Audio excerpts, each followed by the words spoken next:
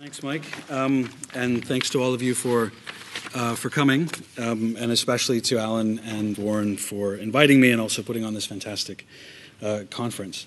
What I'd like to do in a very suggestive and broad fashion, in a very radically compressed way, because we don't have a whole lot of time to go into detail, is to use historical perspective to look at the role of religion in shaping American foreign policies. And what I thought I'd do is discuss what I've seen in being an historian of American foreign relations, of the United States, one who specializes in both foreign policy and religion, is to take what I've seen as four common misunderstandings about the role of religion in the shaping of U.S. foreign policy, just to raise them, to try and dispel them in the brief time that I have, and then really, as I said, to be suggestive so that hopefully it'll provoke a response and we can get discussion going, or I can hear from you what you think about these as well.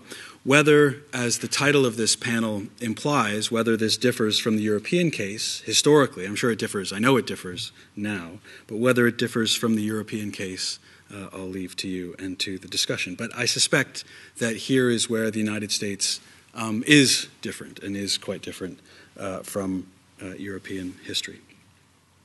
So the first is that, and it's more or less been dispelled, and I don't think many other historians would agree with this anymore. But for a long time, historians assumed that religion didn't matter in the making of U.S. foreign policy. Religion was ignored in American diplomatic history and in American political history until very recently. And things changed recently because of 9/11. And there's a cliche now about 9/11 that I'm sure you all know, that 9/11 brought religion back into American foreign policy, to international relations, and all sorts of those discussions, as if religion hadn't been present until 9/11.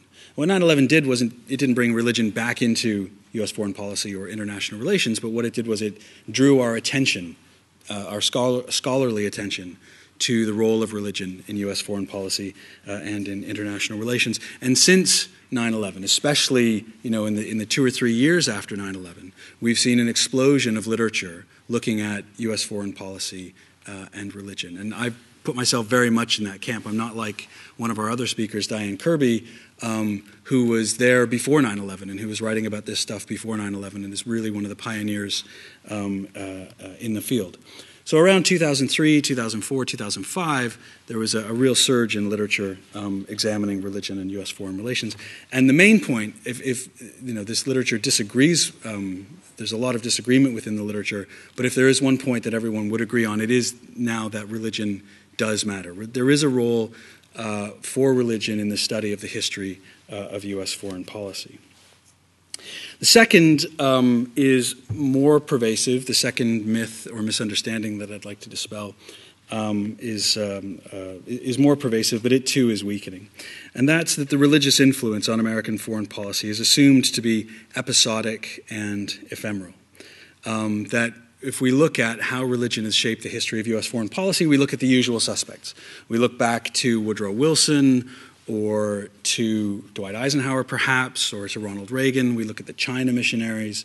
And usually, above everyone else, we look at John Foster Dulles, Secretary of State in the 1950s, who was very religious, ostentatiously religious, and explicitly linked his religion to his foreign policy.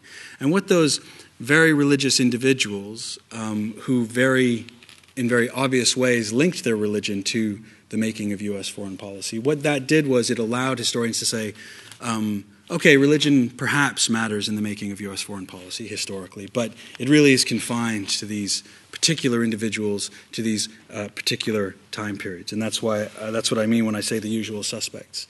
There has been a quite vibrant literature on Woodrow Wilson or John Foster Dulles, a little bit on Ronald Reagan as well, in which religion is linked to U.S. foreign policy. But those are islands in a vast sea of secular reasoning or secular explanations for American diplomatic history.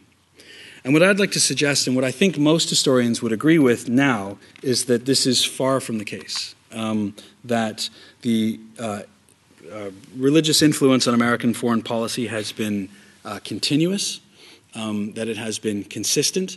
That doesn't mean that it has always been there or that it has always been determining or overriding. In fact, I would say it's very rarely been the determining factor.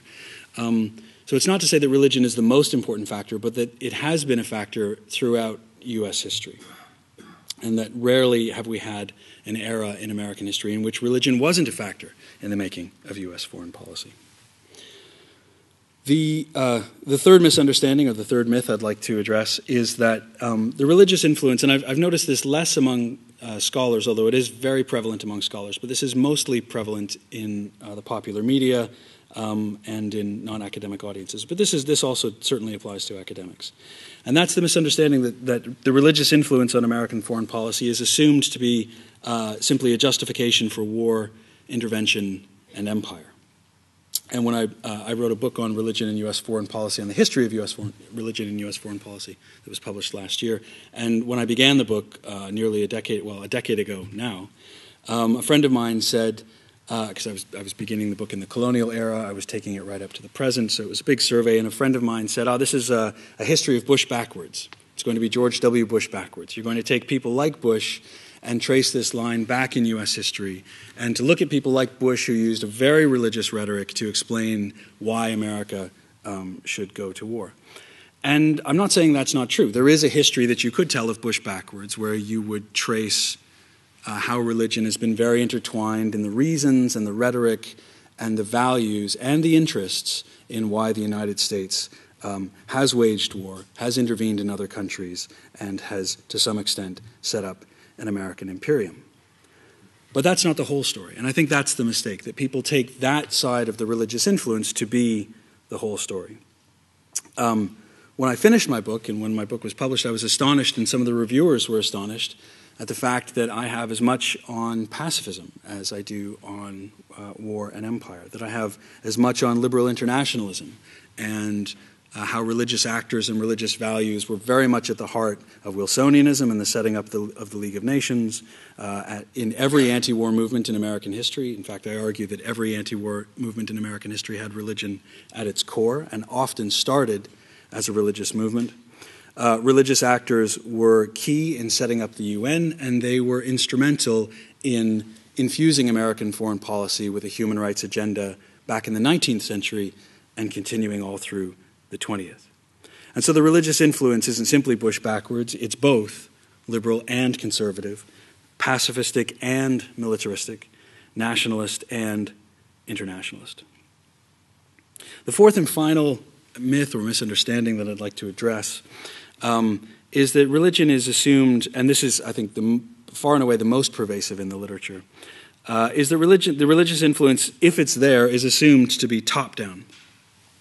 In other words, it's there as a way for political elites to cloak their motives in pious language. And I don't know how often I've heard people say, yes, you can find lots of superficial instances of religion's role in U.S. foreign policy, but it's mere rhetoric or mere politics, as if rhetoric and politics aren't important. Rhetoric and politics, of course, are important, and I think it's important to look at that religious influence on American foreign policy as well. Although I would also say that many elites who were skeptical about their faith and the role that their faith plays in politics are usually much more sincere than we think. But the story of mere politics, the story of mere rhetoric, might be true, but it's also not even close to the whole story. The religious influence on American foreign policy wasn't simply top-down, it wasn't simply mere rhetoric, it wasn't simply mere politics.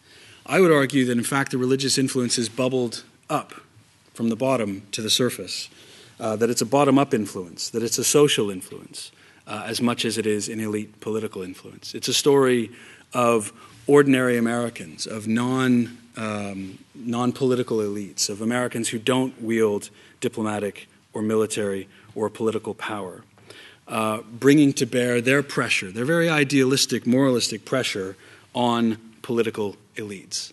And a lot of times what struck me is are episodes when politicians or diplomats wouldn't like to pursue a particular course of action. They wouldn't like to pursue a particular foreign policy, and yet are forced to do so. They feel compelled to do so because of this relentless political pressure bubbling up from the surface by ordinary Americans. And I think here this is probably unique to the United States, certainly to the contemporary United States when we compare it to Western Europe. America is a very religious country, and with a vibrant religious life, it means that we have a very vibrant form of religious activism. In the United States, we've had mass democracy, universal suffrage, at least white male suffrage, for a very long period, back to the early 19th century, long before any other country. And because of the presence of democracy, the long-standing presence of a very, very vibrant and very populist democratic politics, combined with a federal system that gives ordinary Americans innumerable avenues to make their voices heard to people in power, that this allows the religious influence to be brought to bear among political elites.